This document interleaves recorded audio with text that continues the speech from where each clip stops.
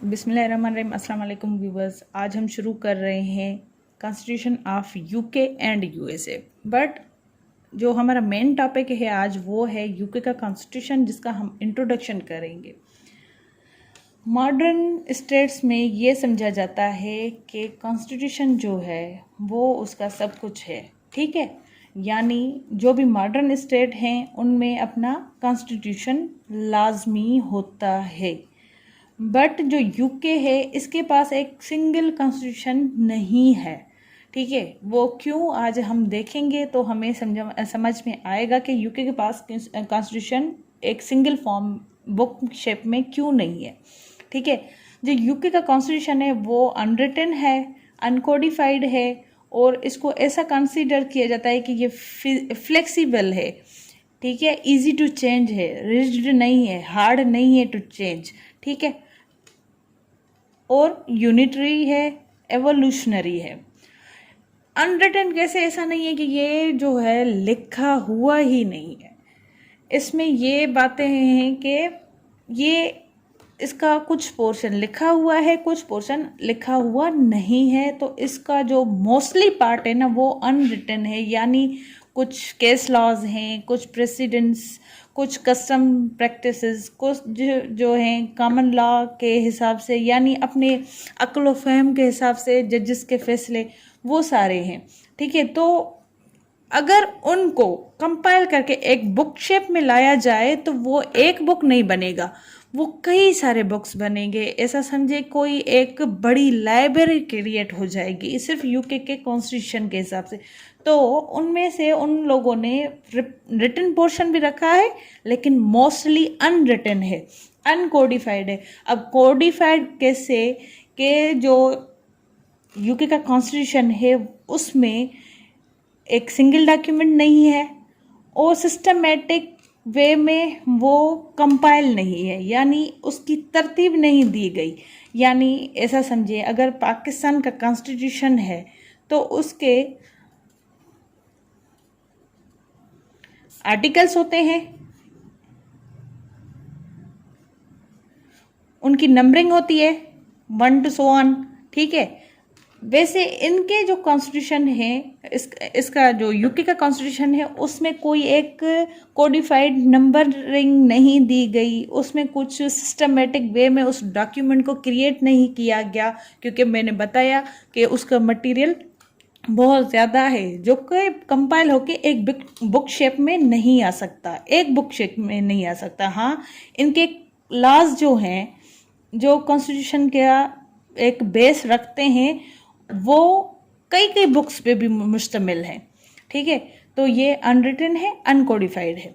अब इसको ये समझा जाता है कि ये फ्लेक्सिबल है। Flexible means easy to change, ठीक है, यानी वक्त के साथ अपनी ज़रूरत के हिसाब से, यानी जो उसकी सोसाइटी है उसकी नीड के हिसाब से उसको अमेंड किया जा सकता है, उसको रिमूव किया जा सकता है, उसको निकाला जा सकता है। कोई पोर्शन, कोई चीज़ें, कोई प्रैक्टिसेस, यानी जो आवाम के फेवर में चीज़ें होंगी वो ला सकते हैं और उसको रिमूव भी कर सकते हैं।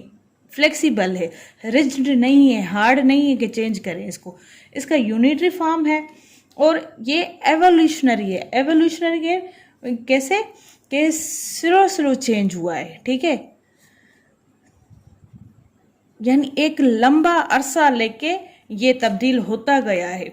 ऐसा नहीं है कि आज इनका कॉन्स्टिट्यूशन में ये बात लिखी गई थी या बताई गई थी, या कोई प्रेसिडेंट आया उसमें ये फैसला दिया गया और फिर वो कल चेंज हो गया। नहीं, इसको चेंज होने के लिए बड़ा अरसा लगा है और ये वक्त के साथ चेंज होता गया है। इवन दैट इसमें कुछ नई चेंजेस जो हैं हमने भी अपनाई हैं, बाकी दुनिया के ममालिक ने भी अपनाई है, लेकिन मेन जो हर कॉन्स्टिट्यूशन की बेस है वो यूके का कॉन्स्टिट्यूशन है, जो कि एवोल्यूशनरी है, ठीक है, स्लो चेंज होता है।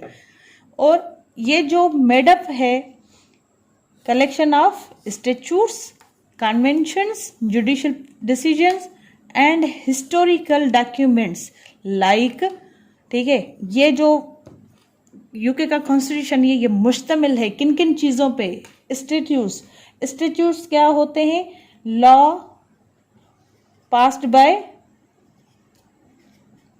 लेजिस्लेचर, ठीक है, लेजिस्लेटिव बॉडी से जो पास हुआ हो उसको हम स्टेट्यूट कहते हैं। और कन्वेंशन ये होते कि इनकी ट्रेडिशनल प्रैक्टिसेस होती हैं जिनको वो अपना के ये कॉन्स्टिट्यूशन का हिस्सा बना देते हैं। जुडिशल डिसीजन, जज के दिए गए फैसले, और हिस्टोरिकल डॉक्यूमेंट्स यानी कोई तारीखी डॉक्यूमेंट हो, दस्तावेज हो जो कि कॉन्स्टिट्यूशन की हैसियत रखता है। उनमें कौन से हैं, जैसे हैबेस कॉर्पस एक्ट 1679, और उसके बाद settlement act 1701, Fox libel act 1792, reforms act 1832, municipal corporation act 1872, the judicature act of 1873 to 76, the local government act 1888,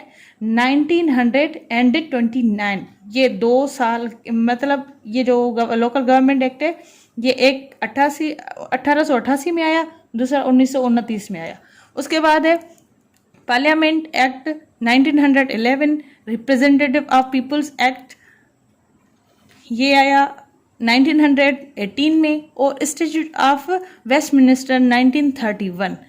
अब जो ब्रिटिश कॉन्स्टिट्यूशन है वो कॉम्प्लेक्स है, एमलगम है इंस्टीट्यूशन के हिसाब से, प्रिंसिपल्स एंड प्रैक्टिसेस, ठीक है। अब जो ब्रिटिश कॉन्स्टिट्यूशन है वो कॉम्प्लेक्स है। एमलगम क्या है, ये कंपाउंड है, ठीक है। कंपाउंड किसका, इंस्टीट्यूशन का, जिसमें क्या है, प्रिंसिपल्स हैं, प्रैक्टिसेस हैं, ठीक है। It is a composite of charters, ये मुश्तमिल है चार्टर्स पे, स्टेट्यूट्स पे, डिसीजन पे, ऊपर वाली बात, और कॉमन लॉ और प्रेसिडेंट्स, यूसेज एंड ट्रेडिशन यानी कस्टम्स वगैरह जो हैं वो भी इनका हिस्सा है। It is not a one document, ये एक डॉक्यूमेंट नहीं है, बट हंड्रेड्स ऑफ देम, ये हज़ारों सौ पे मुश्तमिल एक डॉक्यूमेंट है यूके का constitution. It is not drive from one source, ये एक सोर्स से भी नहीं मिला, ठीक है, इसके सोर्सेज भी कई ज़्यादा हैं। जैसे ये सारे जो हैं ये act, judicial decisions, convention, historical documents, ये सारे इसका सोर्सेज हैं, वो एक एक करके हम पढ़ेंगे। But from several, it is a child of wisdom and chances, ये जो है चाइल्ड है दानाई का और मवाकों का। ये जो है एक फिलोसोफर हैं, राइटर, उसने, मुनरो ने बताया है। कॉन्स्टिट्यूशन जो है यूके का, उसमें एक और वजाहत है कि constitutional principle and rules in England have grown by experience. जो कॉन्स्टिट्यूशनल प्रिंसिपल्स हैं, रूल्स हैं, उसूल हैं, वो इंग्लैंड के ग्रोन हुए हैं, उनके जो नशो नुमा हुई है वो विद द एक्सपीरियंस हुई है, तजुर्बों से हुई है, ठीक है। एंड इसकी सेकंड पॉइंट है, the constitution is a product of many centuries of political growth. जो पॉलिटिकल ग्रोथ है उसकी प्रोडक्ट है, जिसकी मेहनत जो है इसके ऊपर, जो कॉन्स्टिट्यूशन है इंग्लिश का, उसके ऊपर दहाइयाँ लगी हैं इसको बनाने के लिए। पॉलिटिकल ग्रोथ के ज़रिए ये बना है, ये प्रोडक्ट है उसकी पॉलिटिकल ग्रोथ की, ठीक है, UK constitution. It is not the handy work of constituent assembly. ये जो है हैंडी वर्क नहीं है कॉन्स्टिट्यूएंट असेंबली, यानी किसी पर्टिकुलरली असेंबली को खड़ा नहीं किया गया या उसको बिठाया नहीं गया कि आप ये हमें कॉन्स्टिट्यूशन बना के दें, ठीक है।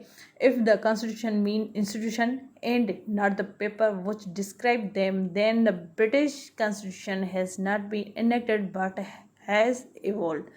अगर कॉन्स्टिट्यूशन का मकसद जो है वो इंस्टीट्यूशन है, ना कि पेपर्स, और वो डिस्क्राइब कर सकें या लिखे हुए हों, तो जो ब्रिटिश कॉन्स्टिट्यूशन है वो इनेक्टेड लॉ या इनेक्टेड फॉर्म में नहीं है, बट ये वक्त के साथ इवॉल्व हुआ है, ठीक है। यानी टाइम टू टाइम इसकी जो है ना नशो नुमा हुई है, ग्रोथ हुई है, इसमें जो है अमेंडमेंट्स हुई हैं, इसमें कुछ चीज़ें मतलब ऐड की गई हैं या फिर निकाली गई हैं, ठीक है। स्लो स्लो चेंज के हिसाब से ये बनता गया है।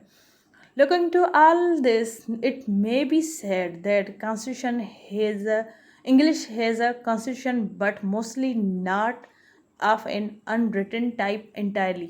जो अगर देखा जाए, जो इंग्लैंड का कॉन्स्टिट्यूशन है वो mostly in the form of है अनरिटन टाइप का, ठीक है।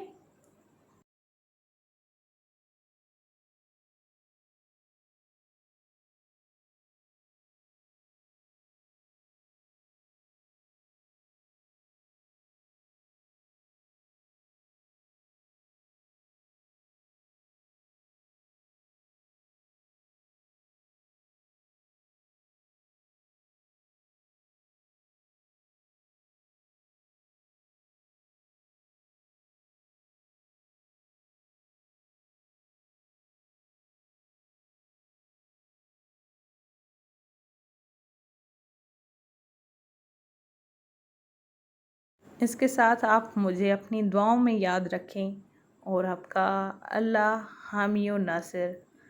हम आपके साथ हाजिर होंगे कॉन्स्टिट्यूशन ऑफ यूके के एक और लेक्चर के साथ। Thank you so much.